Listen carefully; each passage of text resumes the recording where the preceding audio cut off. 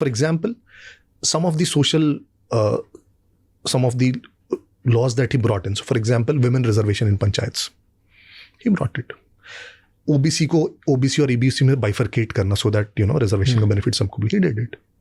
These are beautiful, social changes that he brought. Roads पे काम, massive काम हुआ 2005 से 10 के बीच.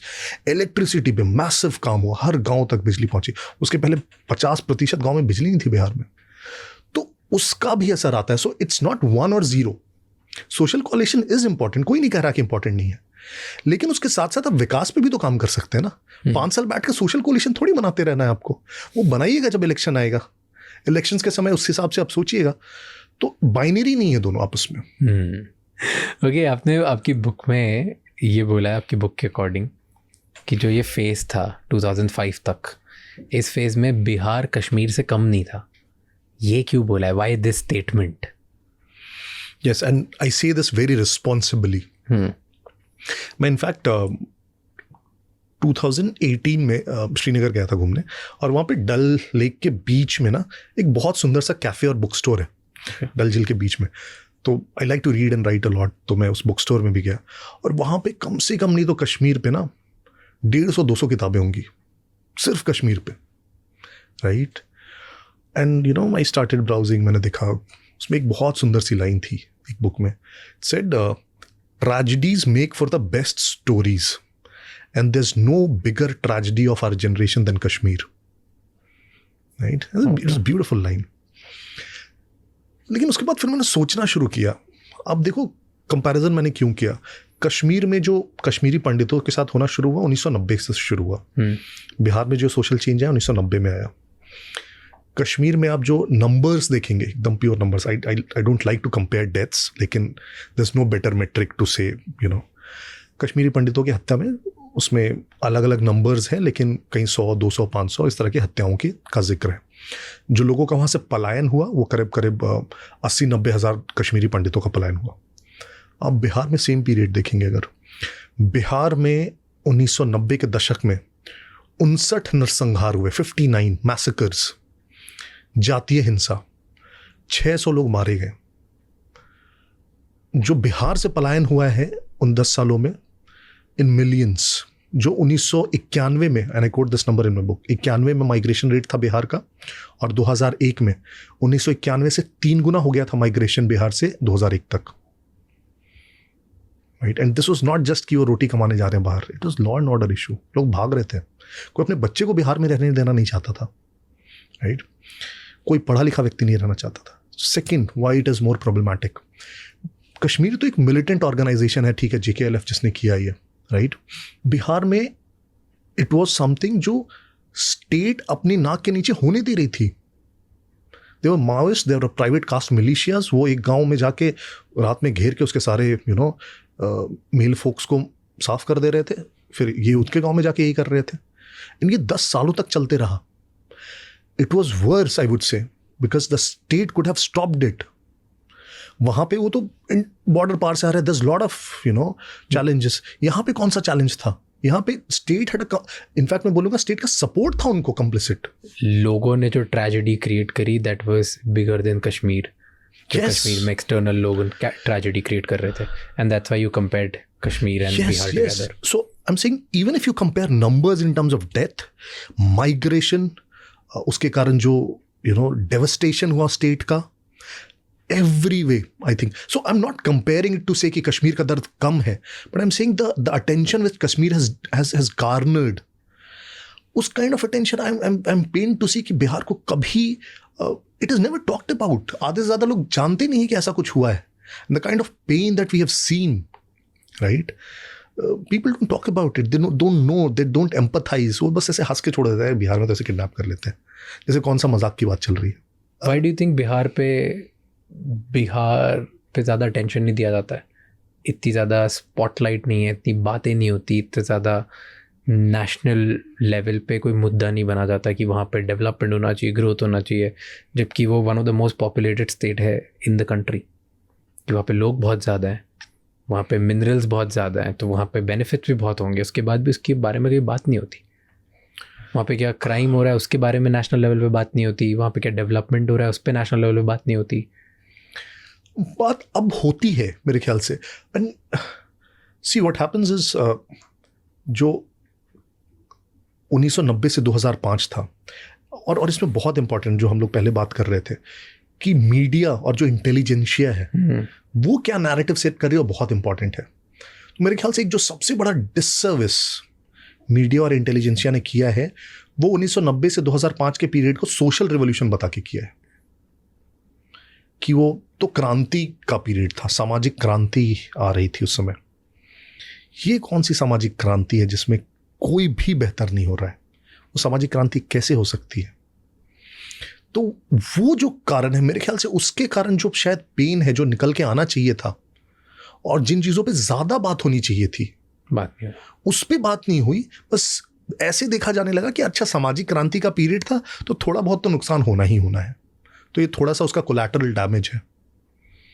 तो कोलैटरल डैमेज के तौर पे उसको एक्सेप्ट कर लिया गया और लालू जी को मसीहा बता दिया गया सोशल रिवॉल्यूशन का कि लालू जी तो पिछड़ों के जननायक है और इतने बड़े नेता है, which is absolutely rubbish. That man has devastated, ruined entire generation of Bihar. Okay, tell me, उनके पीरियड को आप जंगल राज क्यों बोलते थे? What do you mean by jungle Raj? So ये एक ऐसा टर्म है जो मैंने नहीं दिया है। ओके हाँ, मतलब ये बहुत सुनने में, मूवीज में भी बहुत सुनने को आता है, हर जगह मीडिया में भी सुनना। जंगल राज का मतलब क्या होता है? जंगल राज का मतलब ये है कि वो जंगल है, मतलब there's no law and order, there are no rules, कोई देखने वाला नहीं है, कोई जानने वाला नहीं है, मतलब वहाँ कोई कुछ भी कर सकता है, इसलिए उसे जंगल राज बोलते हैं। राबड़ी देवी के भाई Blessings from Bali. I'm at a serene boho chic cafe and it's beautiful here. है ना। सबसे इम्पोर्टेंट तो आजकल आप देखते होंगे कि रोहिणी आचार्य जो लालू की बेटी है, जिनको सारन से उन्होंने टिकट दिया है, जिन्होंने उनको किडनी दिया था सिंगापुर में जो रहती है बेटी, आप याद कीजिए। So Rohini Acharya is called a doctor, she is a doctor, but how did she become a doctor? उनकी बड़ी जो बेटी है मीसा भारती, वो भी डॉक्टर है। दोनों डॉक्टर कैसे बनी? तो मीसा भारती ने कभी मेडिकल एंट्रेंस का एग्जामिनेशन का वो क्रैक नहीं किया, तो उनको जमशेदपुर में टाटा मेडिकल कॉलेज है, वहाँ टाटा स्टील के एम्प्लॉयज़ का कोटा होता है, उससे उनको वहाँ पे एडमिशन दिला दिया गया, जबकि लालू राबड़ी कोई टाटा स्टील के एम्प्लॉयज़ नहीं थे, लेकिन स्टेट के चीफ मिनिस्टर थे, तो वहाँ एडमिशन दिलाया। फिर बोला गया कि वहाँ सिक्योरिटी कंसर्न्स है तो उनको शिफ्ट करना पड़ेगा पटना मेडिकल कॉलेज हॉस्पिटल में, तो उनको पटना मेडिकल कॉलेज में फिर शिफ्ट कर दिया गया। She topped the MBBS exam with a distinction in gynaecology when her mother was the chief minister of the state and she never practiced medicine for a day in her life. ये पहली बेटी हुई, तो पहली हुई तो दूसरी को भी फिर मन हो गया होगा कि उन्हें भी डॉक्टर बनना है, तो उन्हें भी सेम रूट से पहले टाटा मेडिकल कॉलेज में एडमिशन करा दिया गया, टिस्को कोटा पे। रोहिणी आचार्य की शादी थी 2002 में। 2002 में पटना में जब उनकी शादी थी तो पूरे पटना में ऐसा हुड़दंग मचा, आप किसी से भी पूछ लेंगे बिहार में सबको पता होगा। एक पंडाल बनाया गया जिसका शेप था ताजमहल पैलेस होटल की तरह, उसका रेप्लिका बनाया गया पंडाल। वो तंत्र तो ठीक है, आप कुछ भी बना लीजिए। उसके बाद जो राबड़ी देवी के दो भाई हैं, साधु और सुभाष यादव, आपने अक्सर नाम सुने होंगे उनके, वो पटना के कार शोरूम्स में गए और उनसे गाड़ियां मांगी, तो बेचारे ने 5 गाड़ियां दे दी अपनी कि साहब रख लीजिए। उन्होंने कहा इतने से नहीं होगा, फिर 10 AC गाड़ियां और उठा ली। वो गाड़ी ले गए बारातियों को लाने ले जाने के लिए। फिर चले गए फर्नीचर शोरूम, बोला पंडाल बन गया तो इसमें सोफ़ा भी लगाने होंगे, वहाँ से 100 सोफ़ा सेट उठा लिए और लाके पंडाल में लगा दिया। जो गाड़ियाँ लेके गए गाड़ी के शोरूम से, उसका पेट्रोल भी क्रेडिट पर लिया। फिर चले गए ये ज्वेलर्स के पास, वहाँ से ज्वेलरी उठा ली। सिर्फ फूल वाले बच गए, क्यों? क्योंकि फूल आ रहा था सिंगापुर से, बैंकॉक से, तो फूल वाले बच गए। जो दूल्हे का जो गांव था, वहाँ पे रातों रात सड़क पहुँच गई, रातों रात वहाँ बिजली की कनेक्शन हो गई, रातों रात वहाँ टेलीफोन की लाइन पहुँच गई। बिजली कनेक्शन में there is estimate which says सिर्फ 25 लाख रुपए का ट्रांसमिशन लॉस हुआ बिजली पहुँचाने में उस गांव में। 300 कमांडोज STF के लगे हुए थे सिर्फ बारातियों के आवाभगत और सुरक्षा में, और 10,000 कार्ड छपे थे गेस्ट बुलाने के लिए। और कार्ड्स को बांटा किसने? जितने भी गवर्नमेंट ऑफिशियल्स थे और डीएम एसपी वो सब कार्ड्स बांट रहे थे लालू की बेटी की शादी की। तो ये लालू की बेटी की शादी का है पटना में, right. I can give you more instances if you want. और ये सब